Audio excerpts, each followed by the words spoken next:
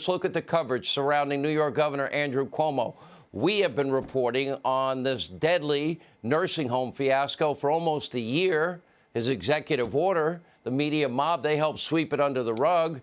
And now that he's facing a federal criminal investigation into his handling and cover-up of COVID-19 and these nursing home deaths, you know, there's tepid coverage. There's also some light, feigned moral outrage surrounding his sexual misconduct allegations, very different than that of Kavanaugh. None of this is going to stop Andrew Cuomo from lying through his teeth. Take a look.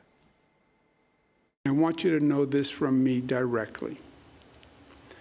I never touched anyone inappropriately. I never touched anyone inappropriately. I never knew at the time that I was making anyone feel uncomfortable. You never touched anyone inappropriately? Okay. What about that? Okay, I guess it's how you define is. Who does that? You know, who grabs a stranger by the neck and the face and pulls them in and tries to kiss them? You can look at the expression and decide for yourself. Clearly inappropriate to me.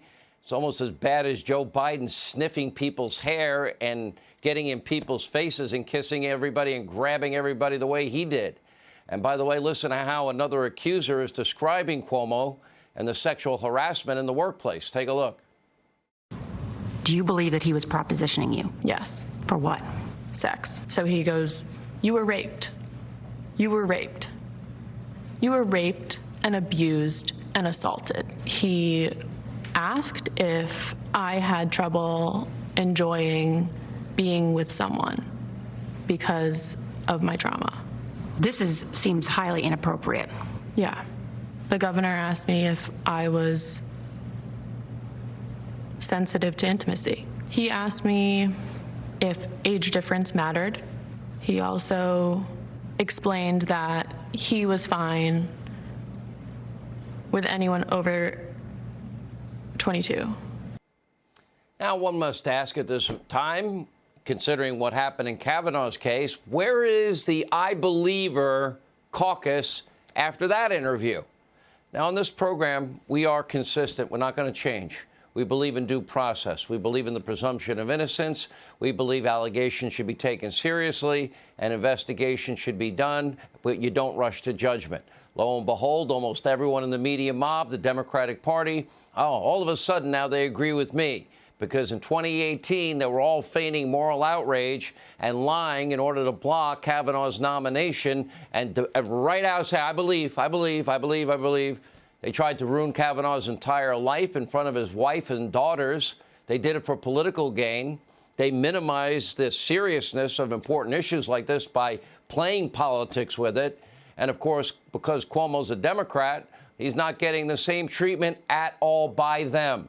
And by the way, another big example of all of this, a political lie of the left, involved a clear and growing crisis at our southern border.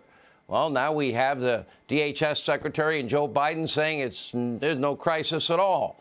That reminds me of over the summer when they acted like the far left riots that we were witnessing with our own eyes were actually peaceful protests. Remember the scene, fake news, CNN, that scene right there? Fire, but mostly peaceful protests after the police shooting.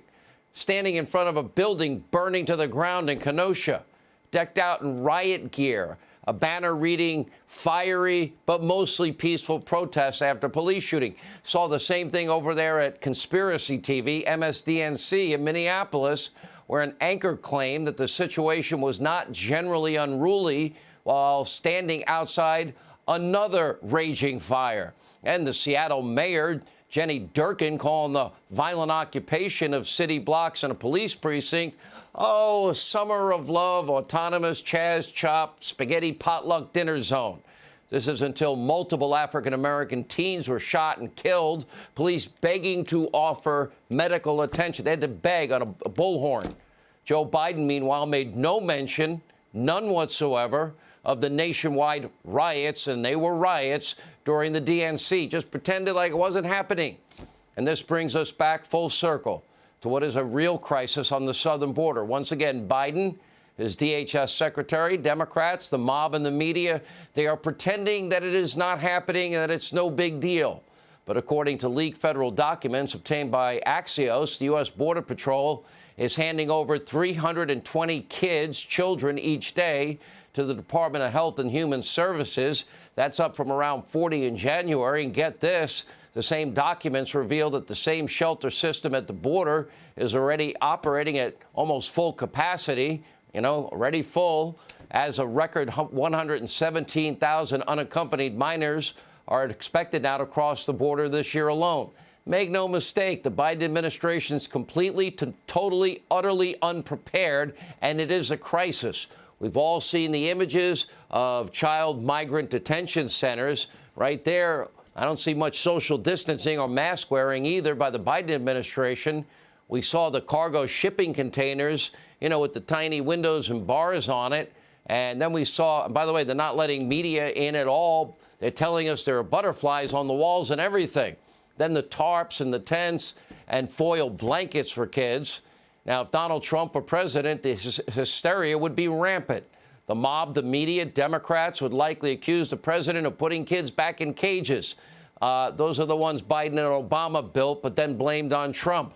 Once again, we're now seeing this is more feigned, phony moral outrage by all parties here. And many on the left are trying to cover up this crisis. After all, their policies are causing this terrible situation at the border. Biden vowed to give amnesty to millions, vowed to expand asylum visas, halted all border wall construction, losing American jobs. He now reintroduced the policy, the idiocy known as catch and release. In other words, after an adult illegal immigrant is intercepted at the border and Border Patrol does their job, they just process them and then release them into American cities, many without even getting screened for COVID, which is now a bigger problem than we knew. More than 100 of those migrants have tested positive for COVID-19. But that's far from the only serious problem that this border surge is now causing. As we speak, we have Mexican cartels. They're getting rich. And they are now trafficking so many illegal immigrants across the border that they're using a wristband system to keep track of their customers. This is a recipe for unmitigated disaster.